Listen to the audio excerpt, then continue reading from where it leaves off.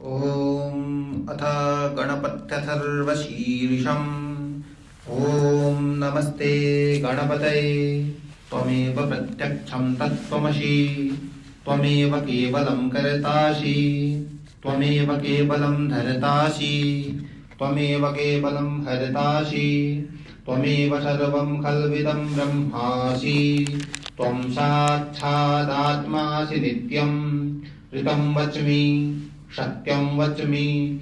अवत्वं माम् अववक्तारम् अवश्रोतारम् अवदातारम् अवधातारम् अवानुचानवशिष्यम् अवपश्चात्तात् अवपुरस्तात् अवोत्तरात्तात् अवदक्षिणात्तात् अवचोर्ध्वात्तात् अवाधरात्तात् सर्वतो मां पाहि पाहि समन्तात्। त्वं वाङ्मयस्त्वं चिन्मयः त्वमानन्दमयस्त्वं ब्रह्ममयः। त्वं सच्चिदानन्दाद्वितीयोऽसि। त्वं प्रत्यक्षं ब्रह्मासि। त्वं ज्ञानमयो विज्ञानमयोऽसि। सर्वं जगदिदं तत्त्वो जायते। सर्वं जगदिदं त्वत्तत्तिष्ठति। सर्वं जगदिदं त्वयि लयमेष्यति। सर्वं जगदिदं त्वयि प्रत्येति। त्वं भूमिरापो नलो निलो नभः। त्वं चत्वारि वाक्पदानि। त्वं गुणत्रयातीतः। त्वमवस्थात्रयातीतः। त्वं देहत्रयातीतः। त्वं कालत्रयातीतः। त्वं मूलाधारस्थितोऽसि नित्यं। त्वं शक्तित्रयात्मकः। त्वां योगिनो ध्यायन्ति नित्यं। त्वं ब्रह्मा त्वं विष्णुस्त्वं रुद्रस्त्वमिन्द्रस्त्वमग्निस्त्वं वायुस्त्वं सूर्यस्त्वं चन्द्रमास्त्वं ब्रह्मभूर्भुवः स्वरो। गणादीन् पूर्वमुच्चार्य वर्णादींस्तदनन्तरम् अनुस्वारः परतरः अर्थेन्दुलसितम् तारेण रुद्धम्।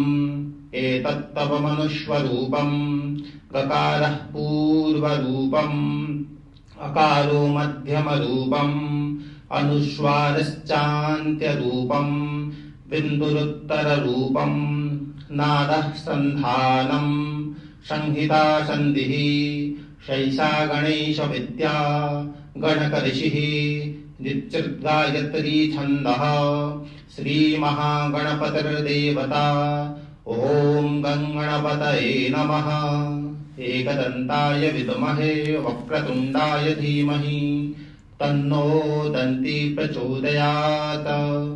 एकदन्तं चतुर्हस्तं पाशमङ्कुशधारिणं रथं च वरदं हस्तैर्बिभ्राणं मूषकध्वजम्। रक्तं लम्बोदरं शूर्पकर्णकं रक्तवाससं। रक्तगन्धानुलिप्ताङ्गं रक्तपुष्पैः सुपूजितं। भक्तानुकम्पिनं देवं जगत्कारणमच्युतम्। आविर्भूतं च सृष्ट्यादो प्रकृतिः पुरुषात् परम्। एवं ध्यायति यो नित्यं स योगी योगिनां वरः।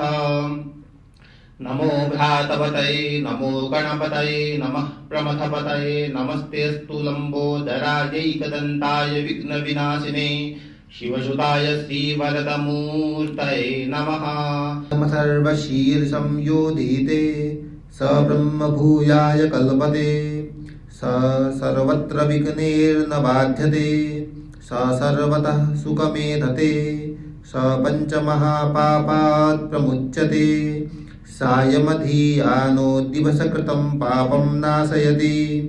प्रातरधियानो रात्रिकृतं पापं नाशयति। सायं प्रातः प्रयुञ्जानो पापो भवति। सर्वत्राधियानोपविघ्नो भवति। धर्ममर्थं कामं मोक्षं च विन्दति। इदमथर्वशीर्षमशिष्याय न देयम्। यो यदि मोहादासति स पापीयान् भवति।